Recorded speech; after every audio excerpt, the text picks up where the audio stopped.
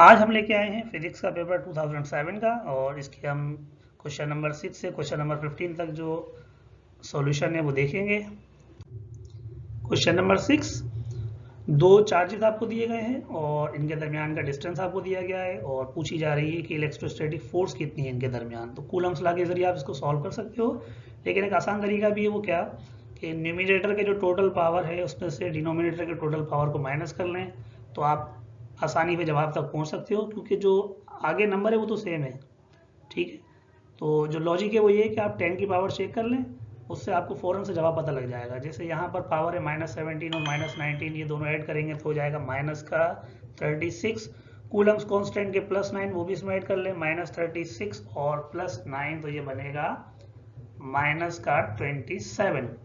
नीचे है -13, -13 पे स्क्वायर है क्योंकि आर पे स्क्वायर है फॉर्मूले में, तो ये माइनस का 26 हो जाएगा। माइनस का 26 ऊपर आएगा तो प्लस का 26, और जब आप उसको आखिर में ऐड कर लेंगे तो सारे पावर कैंसिल हो जाएंगे, सिर्फ क्या बचेगा 4.3। तो सिर्फ 10 की पावर्स को सॉल्व करके आप जवाब तक पहुंच सकते हैं। क्वेश्चन नंबर 7 है, an object travels at constant speed around a circle of radius 1 metre in 1 second, what is the magnitude of its acceleration. Simple सा फॉर्मूला है, आपको टाइम पीरियड दिया गया है और रेडियस दिया गया है और सेंट्रीपिटल एक्सेलरेशन पूछ रहा है। तो फॉर्मूला ये है 4π² r upon T square. T की वैल्यू भी 1 है, आर की वैल्यू भी 1 है, 1 और 1 खत्म हो जाएगा तो सिर्फ क्या बचेगा 4π²। ये सिंपल सा सवाल था। क्वेश्चन नंबर 8 है, आपको मास दिया गया है, रेडियस दिया गया है और एक साइकिल का टाइम यानी टाइम पीरियड दिया गया है, और पूछ क्या रहा है मैग्नीट्यूड ऑफ रिजल्टेंट फोर्स। तो आपको पता होना चाहिए सेंट्रीपिटल फोर्स का formula 4π² r m T square. तो आपको जो वैल्यूज दी गई हैं, रेडियस दिया गया है, मास दिया गया है और टाइम पीरियड दिया गया है, सबको सॉल्व करेंगे तो आंसर आएगा 40π²/9। क्वेश्चन नंबर 9 है, मैग्नेटिक फ्लक्स डेंसिटी और मैग्नेटिक फ्लक्स का आपस में क्या ताल्लुक है। तो वो ताल्लुक सीधा सा है, मैग्नेटिक फ्लक्स बराबर होता है magnetic flux density multiply by vector area. इन दोनों के यूनिट्स आपको पता होने चाहिए। मैग्नेटिक फ्लक्स डेंसिटी का यूनिट होता है टेस्ला और एरिया का यूनिट होता है मीटर स्क्वायर, और फ्लक्स का यूनिट होता है वेबर। तो वेबर बराबर हो जाएगा tesla into metre square. Progressive waves of frequency 300 Hz are superimposed to produce a system of stationary waves in which adjacent nodes are 1.5 meter apart. What is the speed of progressive wave? सवाल को लंबा बनाने की कोशिश की गई है, लेकिन जो असल बात है वो ये, दो नोड्स के दरमियान जो डिस्टेंस है वो 1.5 मीटर है। तो आपको स्पीड बतानी है, वेव की फ्रीक्वेंसी दी गई है।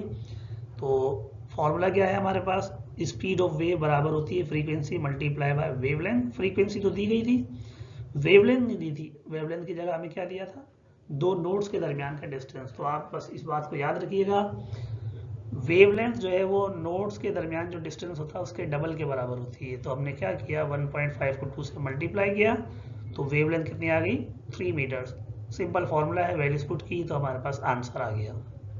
क्वेश्चन नंबर 11, एक डिफ्रैक्शन ग्रेटिंग इस्तेमाल किया जा रहा है जिसमें 1 मीटर के अंदर इतनी लाइंस मौजूद हैं और सेकेंड ऑर्डर ब्राइट हमें मिल रहा है 30 डिग्री के एंगल पर। तो बताएं वेवलेंथ क्या होगी। इसका फॉर्मूला सिंपल है, आपको पता होना चाहिए। डिफ्रैक्शन ग्रेटिंग का जो फॉर्मूला है वो है d sin theta is equal to m lambda. यहाँ पर तमाम वैल्यूज पुट करने के बाद जब आप सॉल्व करेंगे तो आंसर आएगा 556 नैनोमीटर। अप्रोक्सीमेट आंसर है, पॉइंट्स में आगे पीछे हो सकता है, तो आप सॉल्व करेंगे बिल्कुल एक्यूरेट रिजल्ट आपको मिल जाएगा। क्वेश्चन नंबर 12, इसका ताल्लुक भी इंटरफेरेंस वाले चैप्टर से है। अगर दो लैंप से लाइट जो है वो किसी स्क्रीन पे फॉल कर रही है लेकिन इंटरफेरेंस पैटर्न नहीं मिल रहा, तो क्या वजह हो सकती है। देखिए, इंटरफेरेंस के लिए दो कंडीशंस का पूरा होना ज़रूरी है। उनमें से एक कंडीशन ये है कि लाइट जो है कोहेरेंट होनी चाहिए। ठीक है, तो यहाँ कह रहा है the light from the lamp is not coherent. जी बिल्कुल यही वजह है फिर इंटरफेरेंस ना होने की। इंटरफेरेंस होने के लिए जो शर्त है, लाइट को कोहेरेंट होना ज़रूरी है। क्वेश्चन नंबर 13, डी ब्रोगले वेवलेंथ पूछ रहा है, मास और वेलोसिटी दी गई है। तो ये सवाल भी बहुत आसान है अगर आपको फॉर्मूला याद है। डी ब्रोगले वेवलेंथ का फॉर्मूला है h/mv। h कांस्टेंट है, प्लैंक्स कांस्टेंट। मास और वेलोसिटी दोनों गिवन है, सॉल्व करने के बाद ये आंसर मिल जाएगा। क्वेश्चन नंबर 14, 100 वाट का एक इलेक्ट्रिक लैंप है 240 वोल्ट के ऊपर उसको जो है ऑपरेट किया जा रहा है, और जब वो गर्म हो जाएगा तो उसकी रेजिस्टेंस 16 टाइम्स बढ़ जाएगी। तो पूछा जा रहा है बताएं रूम टेम्परेचर पे उसकी रेजिस्टेंस कितनी थी। तो पावर और वोल्टेज हमें दिया गया है और रेजिस्टेंस मालूम कर सकते हैं हम इस फॉर्मूले से, P = V²/R। वैल्यूज पुट की, सॉल्व किया तो रेजिस्टेंस का आंसर आया 576। ये वो आंसर है जो गर्म होने के बाद है। तो अब हम क्या करेंगे, रेजिस्टेंस चूंकि 16 टाइम्स बड़ी थी तो हम इसको 16 से डिवाइड कर लेते हैं। डिवाइड करने के बाद हमारे पास आंसर आया 36 ओम, यानी रूम टेम्परेचर के ऊपर उस लैम्प की जो रेजिस्टेंस थी वो थी 36 ओम। आज का आखिरी सवाल, क्वेश्चन नंबर 15। एक जनरेटर है 100 किलोवाट का जो 10 किलो वोल्ट पे ऑपरेट होता है। जो पावर ट्रांसमिट किया जा रहा है केबल्स के जरिए, उनकी टोटल रेजिस्टेंस है 5 ओम। तो बताइए कितना पावर जो है वो केबल में ज़ाया हो जाएगा।